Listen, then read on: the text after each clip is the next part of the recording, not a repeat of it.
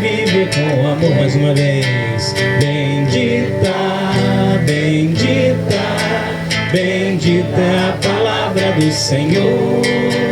Bendito, bendito, bendito quem a vive com amor.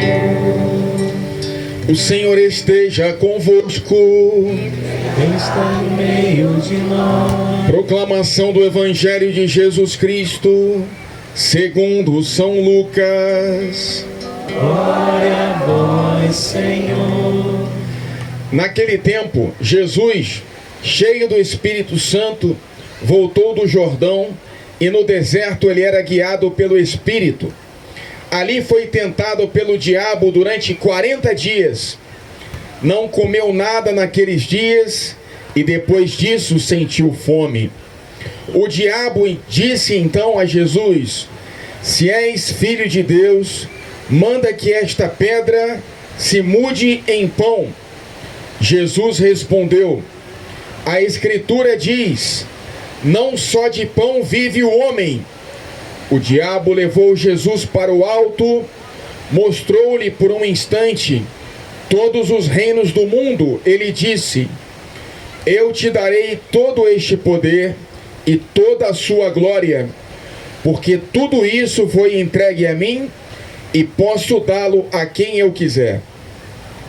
Portanto, se te prostrares diante de mim em adoração, tudo isso será teu. Jesus respondeu: a Escritura diz, adorarás o Senhor teu Deus, e só a Ele servirás. Depois o diabo levou Jesus a Jerusalém, colocou-o sobre a parte mais alta do templo. Ele disse: se és filho de Deus, atira-te daqui abaixo, porque a Escritura diz, Deus ordenará aos seus anjos a teu respeito, que te guardem com cuidado, e mais ainda, eles te levarão nas mãos, para que não tropeces em alguma pedra. Jesus, porém, respondeu: a Escritura diz, não tentarás o Senhor teu Deus.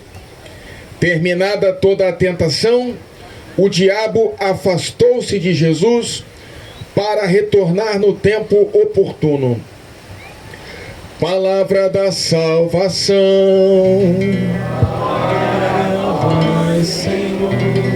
Podemos nos sentar só um momentinho, queridos irmãos e irmãs. Louvado seja nosso Senhor Jesus Cristo. Queridos irmãos e irmãs, nós estamos no primeiro domingo da Quaresma e a liturgia da palavra de hoje vem nos falar sobre as tentações de Jesus e como nós vencermos as nossas próprias tentações. Nosso Senhor, nós cremos que Ele é Deus, Deus que se faz homem e viveu tudo aquilo que nós também vivemos. Sentiu fome, sentiu sede, dormiu, se alegrou, chorou quando seu amigo Lázaro morreu. E Jesus também foi tentado. Aqui, se Jesus é tentado, nós temos a figura do tentador. O tentador se apresenta como o diabo. Essa figura do diabo, ela é controversa para algumas pessoas que imaginam que o demônio, o diabo, não existe. Mas é uma verdade de fé que a igreja professa, que existem anjos caídos que Deus criou bons, mas se corromperam pela soberba, pelo orgulho e caíram. E agora eles desejam que nós, filhos de Deus, também nos percamos, também nos afastemos de Deus. Então o demônio é o tentador desde o princípio, é o mentiroso, o pai da mentira. Essa função de tentador nós vemos no livro do Gênesis, quando a serpente ela vem e vai mentindo fazer com que Eva e Adão se afastem de Deus através do pecado. E aqui no evangelho de hoje, o diabo Esse nome que significa divisor, diabolo é aquele que divide e que separa. Ele vem cumprir essa função de tentar o Senhor Jesus. O demônio, ele não tem o poder de nos fazer agir, mas ele tem o poder de sugerir na nossa mente coisas e pensamentos, ações que nos afastam de Deus. Quando você vê uma pessoa viciada em qualquer coisa, em cigarro, em drogas, em açúcar, em pornografia, em sexo, em álcool, você pode ter certeza que por trás tem aí o espírito maligno que quer que nós não sejamos livres, que sejamos escravizados pelo pecado, e a consequência do pecado é a morte espiritual do afastamento de Deus, a vida sem a graça. Mas a palavra de Deus hoje, ela não é negativa, ela não vem nos trazer a vitória da tentação nem do diabo, ela vem nos apresentar a vitória de Jesus sobre a tentação e também a nossa vitória sobre a tentação e sobre qualquer escravidão que possa acontecer na nossa vida. Então, em primeiro lugar, a palavra de Deus de hoje nos convida a olharmos nesses 40 dias da quaresma. Você percebeu que nós não cantamos o Glória na liturgia, porque nós estamos esperando a Páscoa agora para cantarmos juntos o Glória da ressurreição de Jesus. Mas nós já temos os olhos fixos no domingo de Aleluia, e é esse o sentido da nossa quaresma, do nosso enfrentamento do demônio e das tentações, para que nós, morrendo para o pecado, vencendo o demônio e livres para Deus de qualquer escravidão, possamos chegar juntos com Cristo no domingo de Aleluia, no domingo da ressurreição. Por isso, a primeira leitura nos apresenta o povo de Israel que foi liberto do Egito e que por isso apresenta a Deus as primícias das suas colheitas. E aqui também nós temos na segunda leitura a proclamação da ressurreição do Senhor. Esse Senhor que diz o Salmo, que permanece junto de nós nas nossas dores para nos libertar. Mas voltando às tentações de Jesus, meu irmão e minha irmã, nós temos 3 tentações que refletem as nossas tentações em relação às coisas, às pessoas e a Deus. Todos nós, seres humanos, nós temos 3 tentações fundamentais que a palavra de Deus chama na epístola de São João de concupiscência da carne, concupiscência dos olhos e a soberba da vida. A concupiscência da carne é o desejo que nós temos na nossa constituição humana de usar das coisas de Deus que são boas, mas de uma forma desregrada, fazendo com que as coisas elas ocupem o lugar que deve ser só de Deus. E isso acontece quando nós nos entregamos à comida, quando não comemos para viver, mas vivemos para comer, quando somos dominados pela gula ou pelos prazeres carnais, né? A luxúria, né? Tudo isso nos faz usar de coisas boas, mas de uma forma desequilibrada. E Jesus também é tentado como ser humano nessa área. O demônio vem para Jesus, que está vivendo 40 dias no deserto, como nós, 40 dias de quaresma, e fala para ele: transforma as pedras em pães para você se alimentar. E Jesus responde: não só de pão vive o homem. E aí, nosso Senhor Jesus e a igreja nos apresentam o remédio para o desequilíbrio da nossa carne. Você, meu irmão, não quer ser escravo da sua carne, mas você quer com Jesus dominar o seu corpo. Você não quer que o seu corpo ele seja o senhor da tua mente e do teu espírito. Não, Deus quer que a gente seja saudável, corpo, mente e espírito em equilíbrio, que nós sejamos senhores da nossa vontade e das nossas ações. Então, o remédio que a igreja nos apresenta para vencer as tentações da carne é o jejum.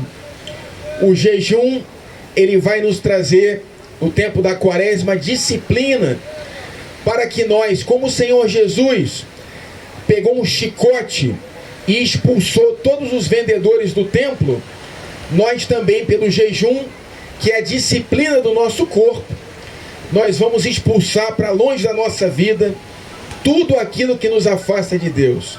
Nossos vícios, nossas paixões, nossos maus hábitos, nossos desequilíbrios, nossos desregramentos, que em última instância são um pecado na nossa vida. Aquilo que nos afasta de Deus, no uso das coisas, no uso do nosso corpo, no uso daquilo que Deus faz para o nosso bem. A segunda tentação de Jesus, o demônio lhe apresenta todos os reinos do alto de um pináculo, e ele diz: eu te darei tudo isso se você me adorar. E Jesus responde: não, só adorarás o teu Deus. E aqui, meu irmão, nós temos essa tentação da concupiscência dos olhos. É o nosso desejo humano de ter, de possuir, de dominar as pessoas e de termos poder, dinheiro, fama, posição, status, de sermos, em suma, como o demônio, queremos ocupar o lugar de Deus. Então, o Senhor vai nos dizer: não podeis servir a dois senhores, não podeis servir a Deus e ao dinheiro. O apego ao dinheiro é a raiz de todos os males, diz a Sagrada Escritura. Então, nós também, às vezes, no trato com o dinheiro, com as pessoas, nós queremos relativizá-las, dominar as pessoas, né? Enquanto Jesus vem nos dizer e nos mostrar com sua própria vida que a felicidade da vida de um ser humano não é dominar, não é ter, mas é servir, é partilhar, é fazer as outras pessoas felizes. Até mesmo o nosso conhecimento não é para nós, é para ser partilhado, é para enriquecer as outras pessoas.